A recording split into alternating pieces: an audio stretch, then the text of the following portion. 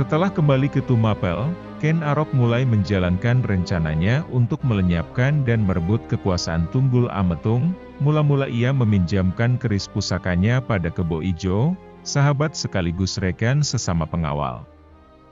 Kebo Ijo dengan bangga memamerkan keris Empu Gandring sebagai miliknya kepada semua orang yang ia temui, sehingga semua orang mengira bahwa keris itu adalah milik Kebo Ijo. Dengan demikian, siasat Ken Arok berhasil.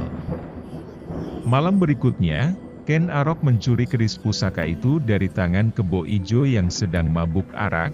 Ia lalu menyusup ke kamar tidur Tunggul Ametung dan membunuh majikannya itu di atas ranjang.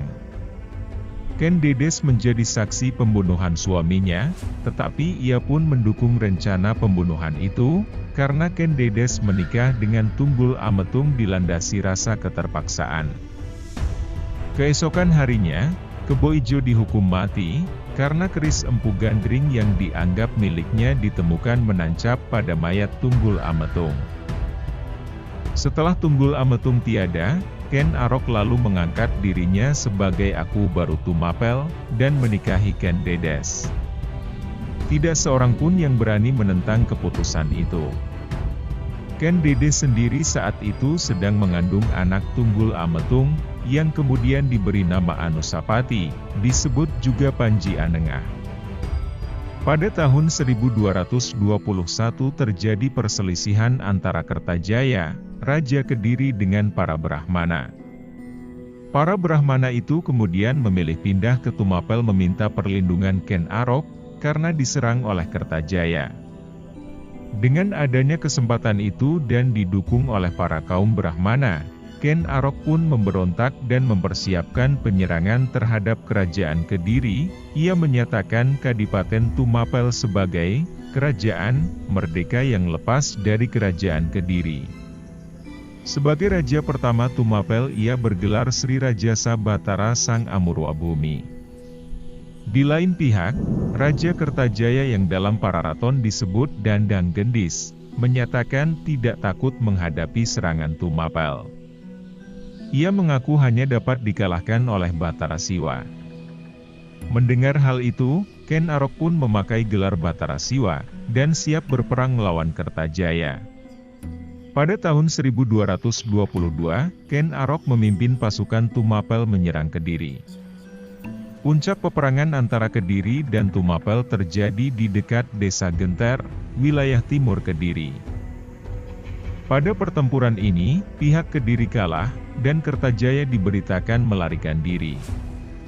Kemenangan yang menentukan tersebut menyebabkan runtuhnya kerajaan Kediri pimpinan Kertajaya, dan mengukuhkan kekuasaan Ken Arok di Jawa Timur, serta dimulainya kerajaan Tumapel, dan pendirian pemerintahan dinasti Rajasa. Setelah putra hasil pernikahannya dengan Ken Dedes yang bernama Mahisa Wong Ateleng beranjak dewasa, Ken Arok mengangkat Mahisa Wong Ateleng sebagai penguasa Kediri. Hal ini menyebabkan Anusapati merasa heran pada sikap Ken Arok yang seolah menganaktirikan dirinya, padahal ia merasa sebagai putra tertua Ken Arok.